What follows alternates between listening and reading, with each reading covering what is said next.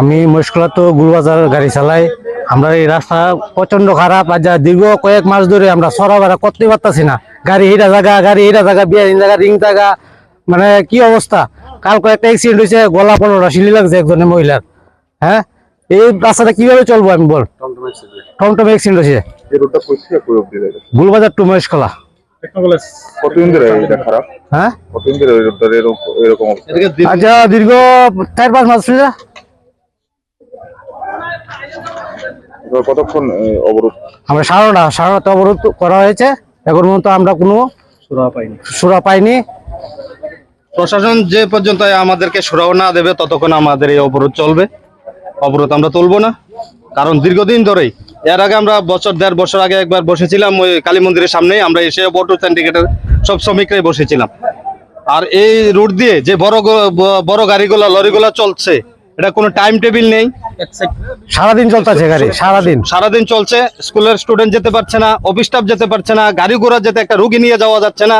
ওদের জন্য ওরা সকাল থেকে শুরু করে রাত্রেবেলা, ওদেরকে একটা টাইম করে দেওয়া উচিত প্রশাসন থেকে, যে 8টা থেকে রাত্র 9টা অব্দি দিক দিয়ে বড় গাড়ি চল করতে পারবে না। কারণ ওদের জন্য একটা স্টুডেন্ট নিয়ে যাওয়া যাচ্ছে না, একটা অফিস স্টাফ নিয়ে অফিসে একটা ঠিক মতো যে অফিস ধরতে পারছে না।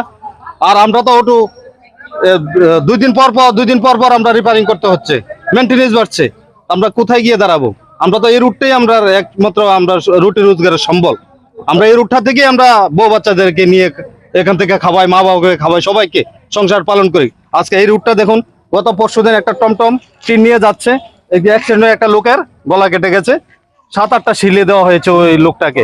তো ওই লোকটা কি বাঁচবে কি মরবে এটা ভগবান জানে। তো এই বিষয়টা নিয়ে কি আপনাদের কোনো কথা হয়েছে কারোর সাথে? আমরা পিডব্লিউ তে একবার গিয়েছিলাম, পিডব্লিউ তে গিয়ে বলা হয়েছে যে ঠিক করে দেবে। দেখুন ওই বলার পরে ওই কতগুলো ইট বিছিয়েছে, ওই আবার উঠে যাচ্ছে ইট।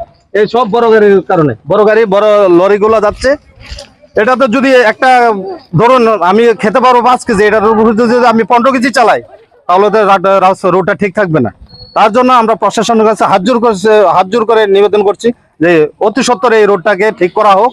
আর এই বড় লরিগুলাকে একটা টাইম, রোড তো আছে, গাড়ি চলাচল করবে, এক সাইড করে দেওয়া। কিন্তু সকাল থেকে 8টা থেকে রাত্র 9টা অব্দি যাতে এই রোড দিয়ে বড় গাড়ি চলাচল না করতে পারে। না ঠিক মতো তো অফিস স্টাফ যেতে পারে, স্কুল স্টুডেন্ট ঘুরে ঘুরে চলে যাচ্ছে, যেতে পারে না। ওরা পুরো রাস্তা জাম লাগিয়ে রাখে।